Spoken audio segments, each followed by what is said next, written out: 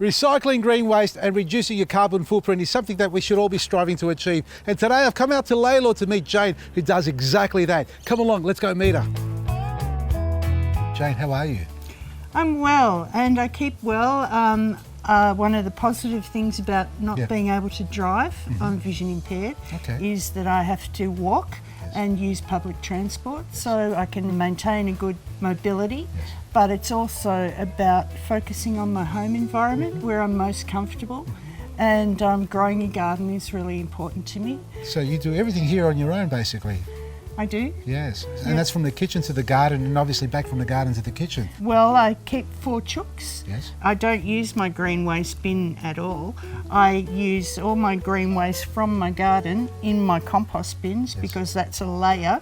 So it's all about diversity and layering in your compost bins. I've got a line of citrus trees up the back.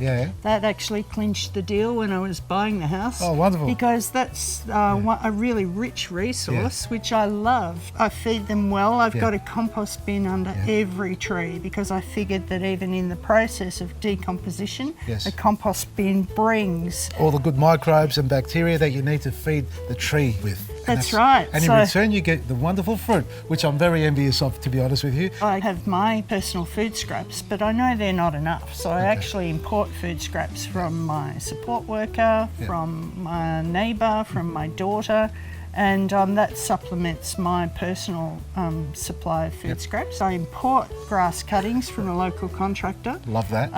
There's the cleanings from the chicken coop, the straw and the manure. That can get added to the compost bin or either straight onto the garden as well. It's a great time of year in autumn because I go to the local kinder and rake up their leaves. That's right. How many compost bins do you have? I have, 6 bins. This is on a typical residential property. And I have to manage them really well because I live in a densely populated area with neighbours very close by. So I don't want to create any bother with my neighbours. So if you manage your compost bins well, by having it well balanced and also stirred, so it's nicely mixed, then they don't actually create any smell. So no garden really has enough of its own at the end of the day. So technically what you're saying to me is that we should not be exporting, we should be constantly importing. That's and nothing should leave our property because whatever comes out of the earth, we can put it back into the earth. Would you agree? Absolutely. That's right. And what other people might regard as waste, it's actually a really rich resource. Yes, for the garden, in fact. Yes. So we can't really say that it's a difficult task for anybody, in fact. I don't calculate how long I work in the garden every day. I don't actually work in the garden. I play in the garden. It gives me a lot of joy. Oh, that's beautiful.